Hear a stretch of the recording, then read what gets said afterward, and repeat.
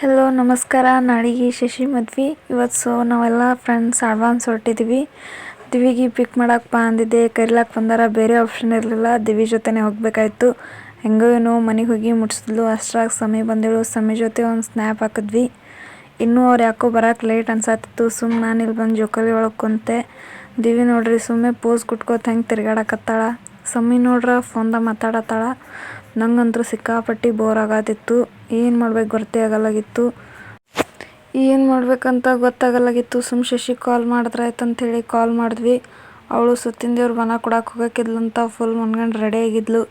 ದಿವಿ ನೋಡ್ರಿ ಎಷ್ಟು ಕ್ಯೂರಿಯಾಸಿಟಿಲಿ ನೋಡ್ಲಾಕ್ ಬಂದಾಳಿಲ್ಲಿ. ನಿನಗೂ ರೆಡಿ ಮಾಡೋಣ ಬಿಡುವ ದೇವ್ನಿನ ಮದ್ವೆಗೆ. ಎಷ್ಟು ನೋಡಾಕತ್ತಿ ಬಿಡುವಕ್ಕಿಗೆ. ಟೈಮ್ ನೋಡ್ರೆ ಸಿಕ್ಕಾಪಟ್ಟೆ ಆಗೈತಿ. ದಿವ್ ಹೇಳಿದೆ ಇಲ್ಲವ್ವ ಲೇಟ್ ಆಗತ್ತಾ, ಅವ್ರೇನು ಅಷ್ಟು ಜಲ್ದಿ ಬರಂಗಿಲ್ಲಂತೆ. 12ಕ್ಕೆ ಟೈಮಿಂಗ್ ಕೊಟ್ರೆ ಹೋಗಮ್ ನಡಿ ಅಂತ ಕರ್ಕೊಂಬಂದ್ಲು. ಇಲ್ಲಿ ನೋಡ್ರೆ 1:15 ಆದರೂ ಇನ್ನೂ ಅವ್ರು ಬರೋಕ್ಕೆ ತಯಾರಿಲ್ಲ. 1:15 ಆಯ್ತು ಅನ್ನೋದ್ರಾಗ 2 ಆಗಕ್ಕೆ ಬಂತು. ಇನ್ನೂ ಬರಲಾಗ್ಯಾರ. ದಿವ್ಯಾ ನೋಡ್ರಿ ಇಲ್ಲಿ ಫೋನ್ ತೊಗೊಂಡು ಸ್ನ್ಯಾಪ್ ಹಾಕತ್ತಾಳ. ಇಕ್ಕಿದಾರೆ ಫೋಟೋ ತೆಗೆಯೋದೇ ಆಗಂಗಿಲ್ಲ ಬರ್ರಿ.